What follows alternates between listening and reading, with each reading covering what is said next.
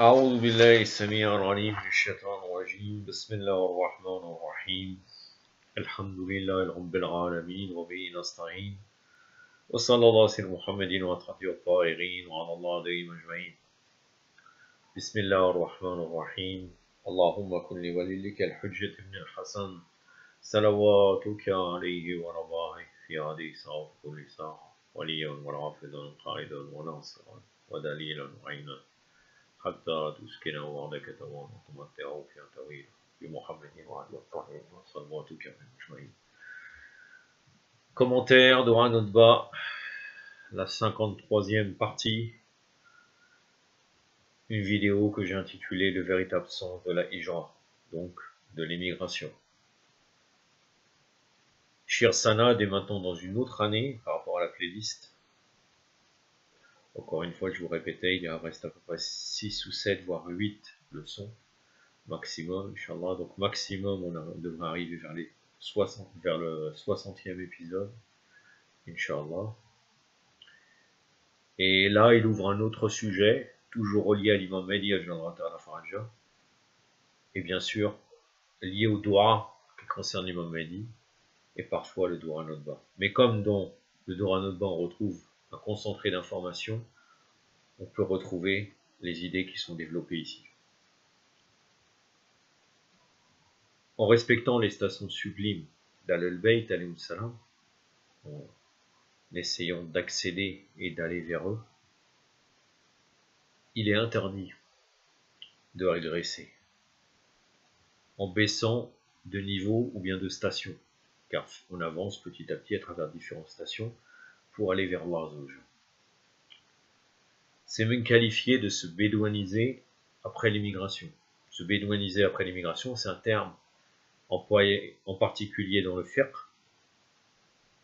mais qui concerne l'émigration, mais en réalité aussi, il y a d'autres sens, il y a un sens comme va développer chez Mohamed Sanad. Se bédouaniser, c'est retourner dans un état d'arabe jaïlite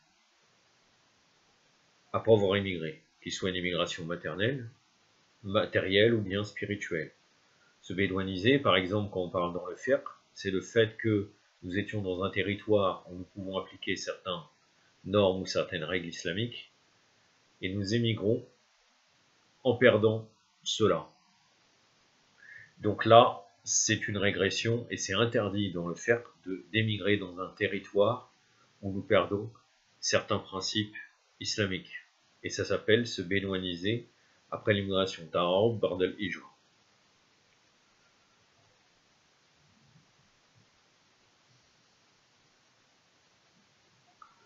La hijra, qu'elle soit matérielle ou spirituelle, c'est quelque chose qui sera applicable jusqu'au jour de la résurrection.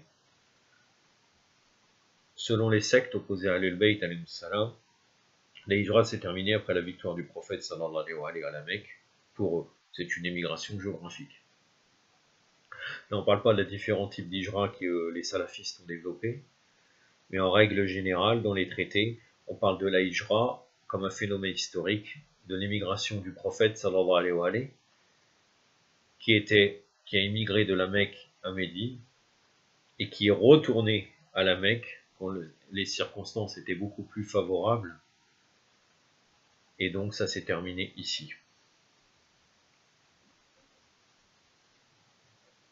Dans nos ziyaras, il est répété d'une manière directe ou indirecte, maintes et maintes fois, l'émigration vers Allah, le prophète sallallahu alayhi wa alayhi et les Ahlul-Bayt alayhi salam. Un des noms des Ansar du Seigneur des Martyrs, Sayyid al-Shuhada Imam Hussein alayhi salam, c'est les Muhajiroun. Ansar et Muhajiroun, ceux qui ont émigré vers leur imam. Vu l'importance de la hijra, notre responsabilité est lourde face à cette croyance. Il y a différentes hijras mentionnées dans nos ouvrages. Par exemple, la hijra, il ne va pas tous les citer, Shir Sanad, il donne des exemples. La hijra de l'esprit, d'une éthique à une autre éthique. Donc, une mauvaise éthique à une meilleure éthique. Ou d'une bonne éthique à encore une meilleure éthique. La hijra de la science, de l'ignorance à la science, d'un degré de science à un degré supérieur.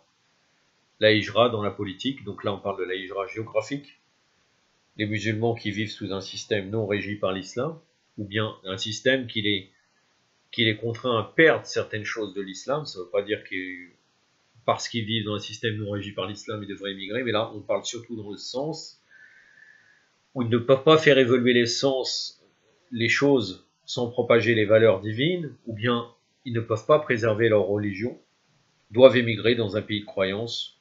Un pays de croyance, donc, un pays de croyance, c'est un pays chiite, de la Aqidah, ou un pays de l'islam général, de l'islam connu, qui regroupe aussi le basrisme, comme défini actuellement.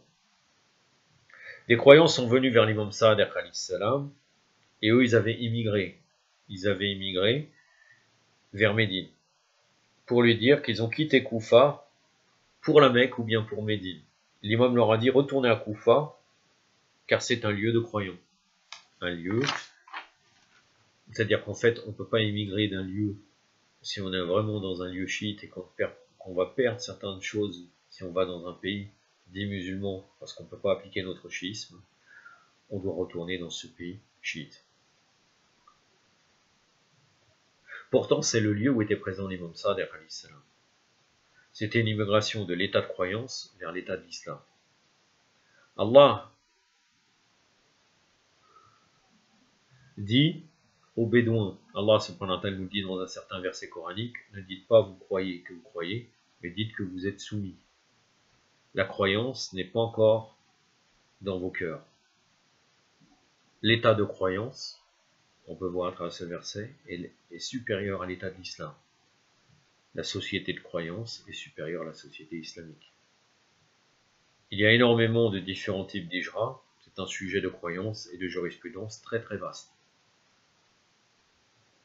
Le lien avec la hijra vers Allah, le prophète, sallallahu alayhi wa alayhi, les imams, est que tu es un musulman, tu deviens un croyant, c'est-à-dire là on parle de l'évolution, d'un croyant à un pieux aux gens de la certitude, des gens de la certitude aux alliés d'Allah, subhanahu wa ta'ala. Si tu recules, qu'Allah nous protège de cela, tu es dans ceux qui se sont bédouanisés après l'immigration. À tous les niveaux, c'est dangereux.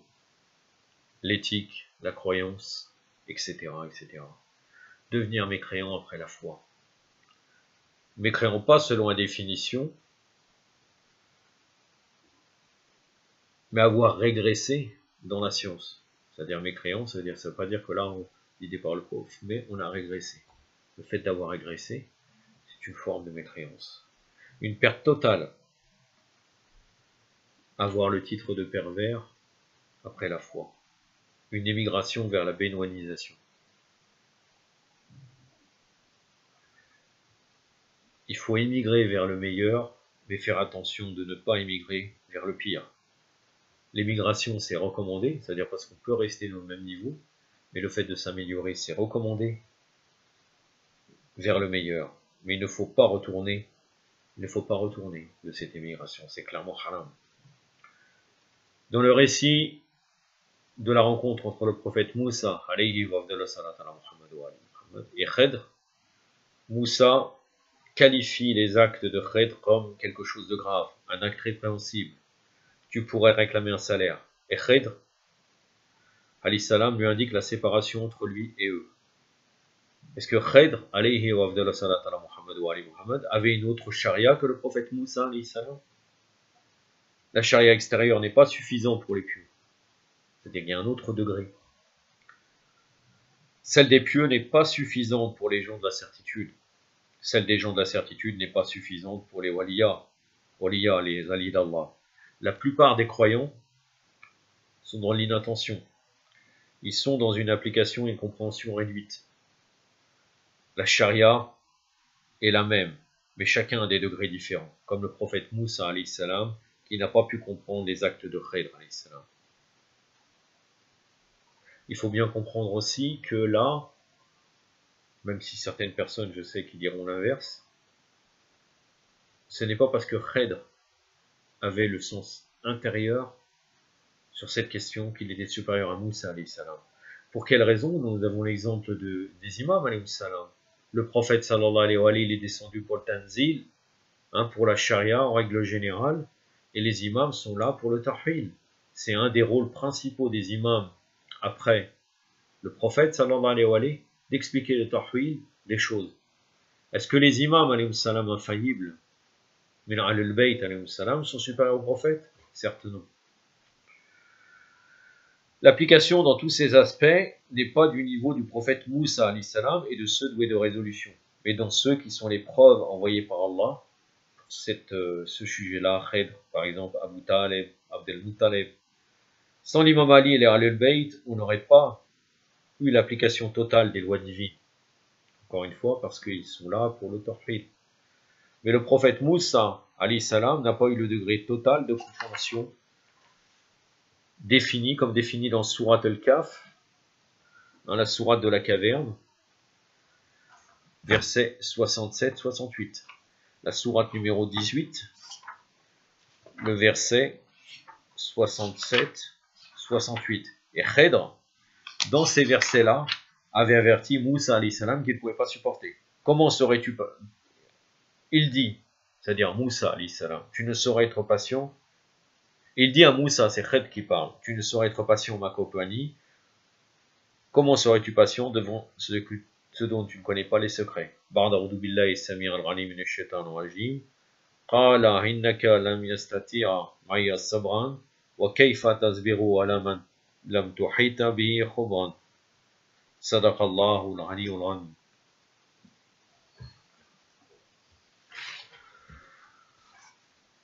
Donc s'élever vers le Bayt, alayhi salam, c'est recommandé.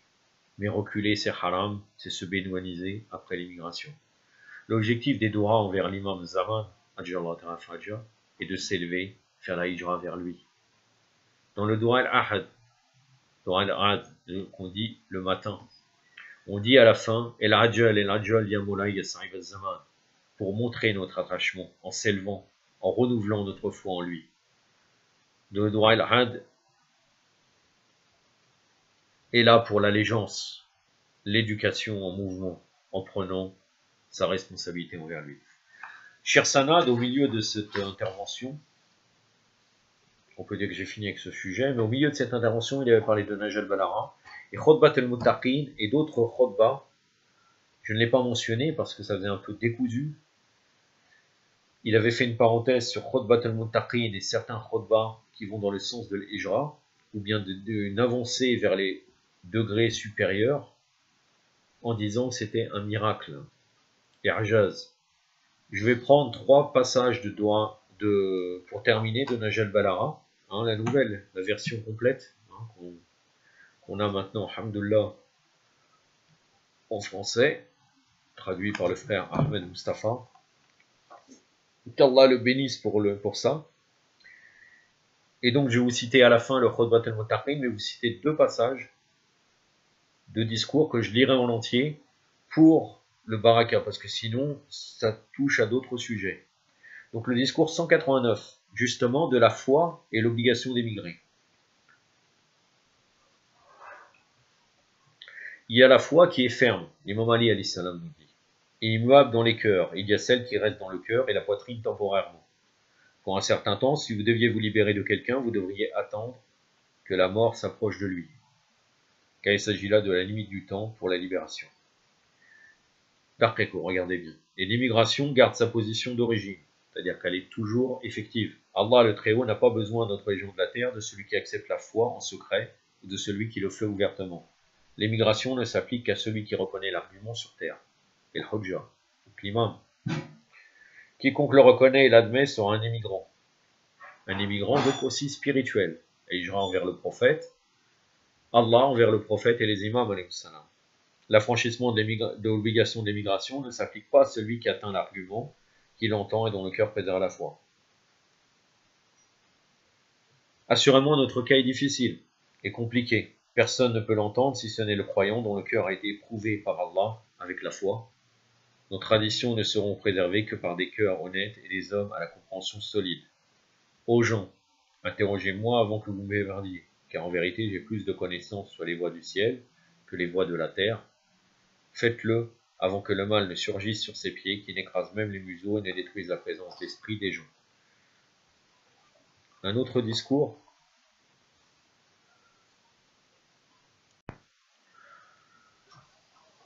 Donc cet autre discours, c'est le discours 220.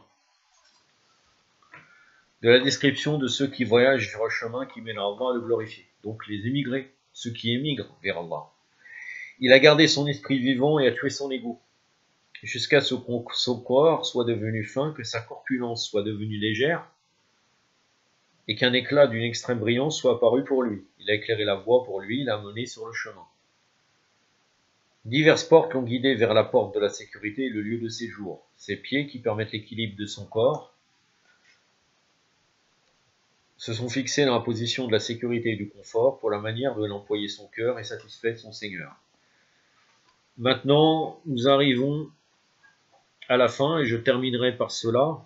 C'est assez long mais très très bénéfique. Donc le sermon 193 de l'imam Ali, appelé Khutbat al-Muttaqin, donc le sermon des pieux. Il est rapporté qu'un compagnon de l'émir des croyants, alayhi salam, répondant au nom de Hammam, qui était un homme dévot, lui dit: ô émir des croyants, décris-moi les hommes pieux comme si je le voyais. Plutôt que de répondre, il dit, alayhi salam, ô Hammam, crains Allah et accomplis de bonnes œuvres, car Allah est avec ceux qui le craignent et avec ceux qui font le bien. Là, c'est le verset coranique, et lui suite le verset, Allah est avec ceux qui le craignent et avec ceux qui font le bien, de la sourate 16, le verset 128. Mais Hammam n'était pas satisfait, il le poussa à parler. Il loua donc Allah et le glorifia, puis il appela les bénédictions sur le prophète, sallallahu alayhi wa sallam, puis il dit, je ne vais pas commenter, j'ai quelque chose à dire sur ce sujet, mais ce n'est pas aujourd'hui. Dans cette introduction, j'avais quelque chose, mais on va se contenter uniquement de lire le discours, et j'arrêterai là, pour ne pas trop prolonger la parole. En fait, Allah, le glorifié, le Très-Haut, a créé les choses. Ça, c'est l'imam qui parle. Et il les a créées sans avoir besoin de leur obéissance, ni de se mettre à l'abri de leurs péchés. Car le péché de tout pécheur ne lui cause aucun tort. Et l'obéissance de toute personne qui l'obéit ne lui est d'aucune utilité. Il leur a distribué leur subsistance et leur a attribué leur position dans ce monde. Ainsi, ceux qui sont pieux sont les personnes distinguées et leur discours est pertinent. Donc là, on doit le prendre dans le sens, Shir Sanad nous dit cela, pour comprendre les degrés qu'on doit aller pour évoluer. Leur discours est pertinent, leur vêtement est modéré, et leur démarche est humble. Ils gardent les yeux fermés devant ce qu'Allah leur a rendu licite. Donc tout ça, c'est un programme, petit à petit, d'essayer d'acquérir certaines vertus. Est-ce qu'on peut arriver à avoir ces vertus-là? C'est très difficile, mais sur certains points, on peut essayer, Inch'Allah, d'améliorer petit à petit, comme ça, on avancera en faisant le hijra, Inch'Allah. Ils gardent les yeux fermés devant ce qu'Allah leur a rendu licite et ils dirigent leurs oreilles vers ce savoir qui leur est utile. Ils restent en temps d'épreuve comme ils sont en temps d'aise. S'il n'y avait pas eu des périodes établies pour chaque être, leur esprit ne serait pas resté dans leur corps. Pas même le temps d'abattement de cils, en raison de leur vif désir d'obtenir la récompense et de leur crainte du châtiment. La grandeur du Créateur est assise dans leur cœur, en conséquence de quoi toute autre chose paraît petite à leurs yeux. Ainsi pour eux, c'est comme s'ils voyaient le paradis et qu'ils y profitaient de ses faveurs. Et pour eux, c'est comme s'ils voyaient l'enfer et qu'ils subissaient son châtiment. Leur cœur ressent du chagrin, ils sont à l'abri des maux, leur corps est maigre, leurs besoins sont peu abondants, leur âme est pure, ils ont été patients un court instant, en conséquence de quoi ils se sont assurés le confort pour longtemps. Il s'agit là d'une transaction avantageuse que leur Seigneur a rendue facile pour eux. Ce monde les a visés, mais ils n'en sont pas approchés. Il s'est saisi d'eux, mais ils s'en sont libérés par une rançon. La nuit, ils se tiennent droit sur leurs pieds à lire des parties du Coran et à le réciter correctement, se créant ainsi des peines et recherchant par lui la cure pour leur maladie. S'ils tombent sur un verset produisant de l'ardeur, ils continuent de le lire avec ferveur. Leur esprit se tourne vers lui avec enthousiasme, ils ont l'impression de l'avoir devant leurs yeux. Et lorsqu'ils tombent sur un verset qui comporte de la frayeur, ils penchent les oreilles de leur cœur vers lui, et c'est comme s'ils ressentaient le son de l'enfer, et que ses cris atteignaient leur oreille. Ils se courbent en avant, se prosternent en mettant le front, les paumes, les genoux et les orteils à terre. Ils demandent à Allah de les délivrer. Le jour, ils sont indulgents, savants, innocents et fervents. La peur les a rendus fins comme des flèches. Si quelqu'un les observe, il croira qu'ils sont malades, bien qu'ils ne le soient pas, et il dira, ils sont devenus fous. En vérité, un sujet d'une grande importance les a rendus fous. Ils ne se satisfont pas de leurs quelques bonnes actions, ils ne donnent pas beaucoup de valeur à leur acte majeur. Ils se blâment toujours et ont peur de leur action. Si on vante les mérites de l'un d'entre eux, il dit « Je me connais mieux que les autres et mon Seigneur me connaît mieux que moi.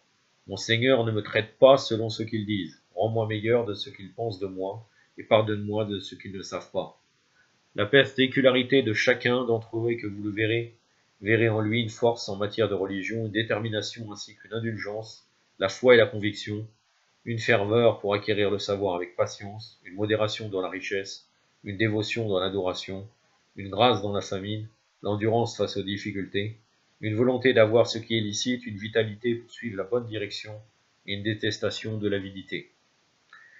Il accomplit des actes vertueux, mais ressent toujours de la peur. Le soir, ce qui l'intéresse est de montrer sa reconnaissance.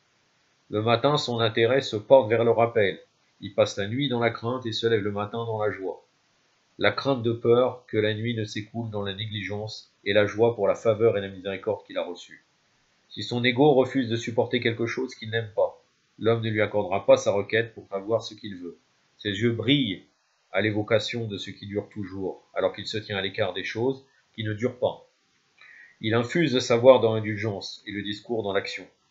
Tu remarques chez lui que ses espoirs sont simples, ses manquements peu nombreux, son cœur humble, son esprit satisfait, son repas petit et sobre, sa religion assurée, ses désirs éteints et sa colère supprimée. On n'attend que le bien de lui, on ne craint pas le mal de lui. Même si on le trouve parmi les négligents, on le compte parmi ceux qui se rappellent. Mais s'il est parmi ceux qui se rappellent, on ne le compte pas comme faisant partie des négligents. Allahu Akbar. Il pardonne celui qui est injuste à son égard, et il donne celui qui le prive. Il se comporte bien avec celui qui se comporte mal avec lui. Il est loin de tout discours indécent. Lorsqu'il parle, il le fait avec indulgence. Ses mots n'existent pas. Ses vertus sont constamment présentes. Son bien le devance, tandis que la malice est détournée. Il est digne au cours des calamités, patient dans les détresses et reconnaissant en période d'aise. Il ne commet aucun excès à l'encontre de celui qu'il déteste, il ne commet pas de péché pour celui qu'il aime.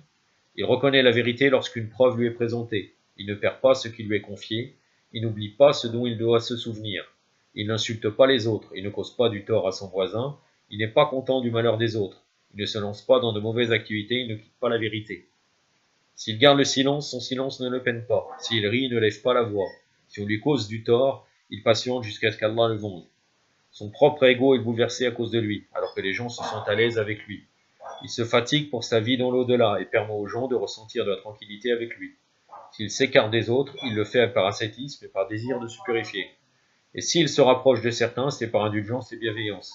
Il ne s'écarte pas des gens par vanité ou par sentiment de grandeur. Il ne se rapproche pas des autres par volonté de tromper ou de frauder. Donc là, il a terminé l'imam. Il a rapporté que Hammam s'évanouit profondément.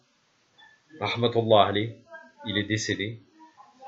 Puis expira. L'émir des croyants, alayhi salam, dit alors en vérité par Allah, c'est cela que je craignais pour lui. Puis il ajouta, les vrais conseils produisent de tels effets sur les esprits réceptifs. Un homme lui demanda, alors pourquoi cela ne t'arrive pas au émir des croyants? Il lui répondit, malheur à toi pour la mort, il y a une heure prévue qu'on ne peut dépasser, et une cause qui ne change pas. À présent, fais bien attention de ne pas répéter une telle parole que Satan a mis sur ta langue. J'en ai terminé avec cela. Inch'Allah, la semaine prochaine, ça sera un sujet sur certains ouvrages des salafistes. أقتفي بهذا القدر وصلى الله على سيدنا محمد وعلى آله الطاهرين والسلام عليكم ورحمة الله.